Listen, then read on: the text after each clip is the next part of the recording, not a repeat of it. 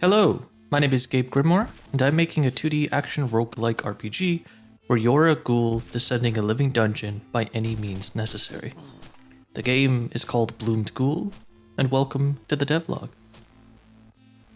It's been a while since my last devlog, but I assure you I'm still hard at work.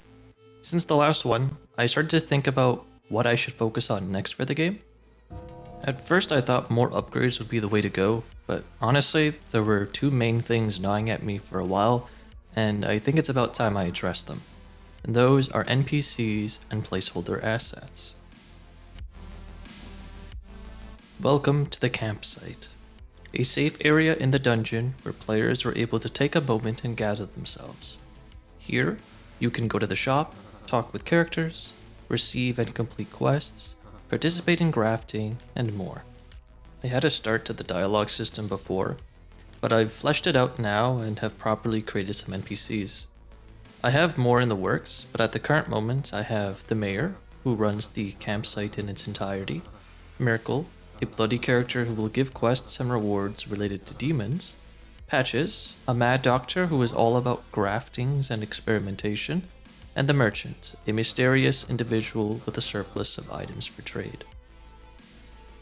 Right now, the only real quests available are from Miracle, but they feel a little too fetch questy for me, so I'm looking into ways to implement more interesting quests for the future. That said, if you have any suggestions, feel free to let me know in the comments. And now, let me start talking about the bulk of the work that I've been doing. The old art for bosses were, basic, to say the least.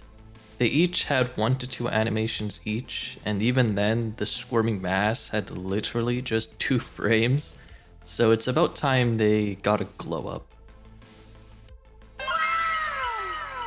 Much better in my opinion. As for other sprites, I updated basically all of the placeholder ones in the previous devlog, but while I'm still on the topic of replacing old assets, something you may or may not have noticed since the previous devlog is that the font has changed. The old one I've been using up until now has been temporary, and it's high time I've made the change. I took some time testing various free-to-use fonts and ultimately landed on this one, Metodica. The font comes with symbols too, which is very helpful for localization, which, by the way, has been fully implemented. During implementation, at first I had a variable that would check which language you had selected, and then had an if statement that based on the language selected would give you a different text. This worked at the start, but I quickly realized this would be a problem later down the road, especially if I decide to have more than 2 languages. After some research and trial and error, I ended up with this. Yep, that's an Excel sheet. Essentially, I've set up this sheet so that each column represents a different language and each row represents a different bit of text. I then export this sheet as a .cvs and put it into the project's local files in GameMaker, where I then have a custom function handle basically everything. It is so easy, it's kind of crazy how I was doing it before. This also lets me in the future, if I want to change existing text, all I have to do is just change it in the Excel sheet, re-export and import it, and the code just doesn't need to be touched. It also makes adding new languages in the future significantly easier, again, should I choose to do so in the future.